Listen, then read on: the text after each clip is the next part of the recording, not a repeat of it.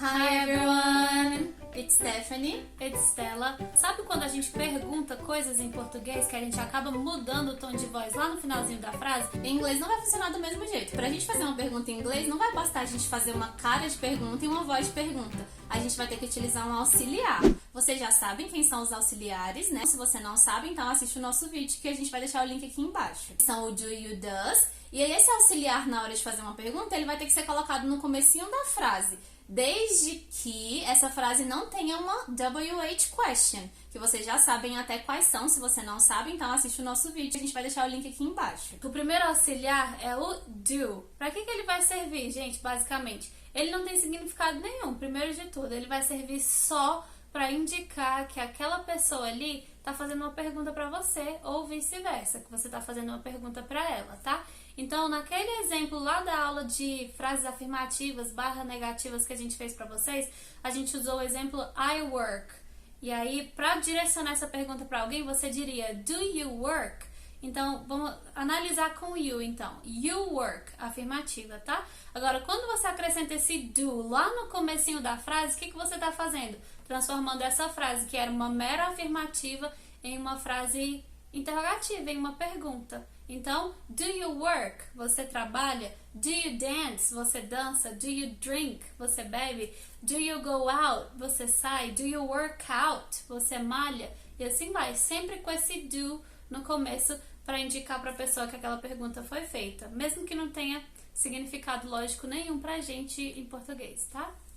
O does, gente, a gente vai utilizar sempre com os sujeitos he, she, it. Se você não assistiu a aula das frases afirmativas e negativas, onde eu dei aquela diquinha lá do estagiário, então corre lá e assiste, porque aí vai facilitar um pouquinho pra você. Então, da mesma forma que funciona lá nas negativas, vai funcionar aqui nas interrogativas. O does, ele vai ser utilizado com os sujeitos he, she, it para fazer uma pergunta, vai ficar sempre no comecinho da frase.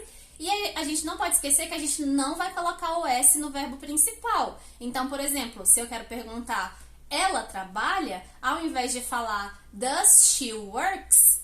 Como é que eu vou falar? Does she work? Porque lembra, o S são 500 quilos de cimento. Quem é que vai carregar? O estagiário. O verbo principal ele vai permanecer do mesmo jeito, sem fazer nada. Então, o correto seria, does she work? Ela trabalha? E aí, aqui a gente pode responder, yes, no.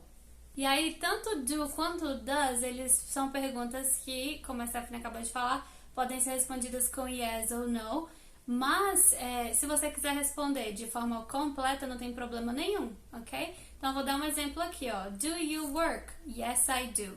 Does she study? Yes, she does. Ou então eu posso trocar. Do you work? Yes, I work very much. I work every day.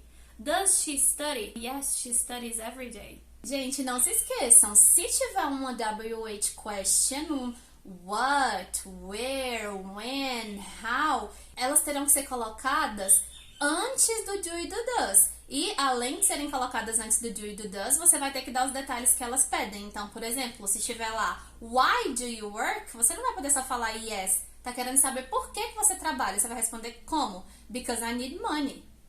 Ok? Alright, a gente espera que todas essas dicas tenham ajudado vocês. A gente espera ter descomplicado ao invés de complicar. E qualquer dúvida, qualquer crítica, por favor, deixem aí embaixo. Nosso objetivo é ajudar vocês mesmo. Então, se a gente puder melhorar de alguma forma, a gente conta com esse feedback de vocês. Kisses, bye bye. Bye bye.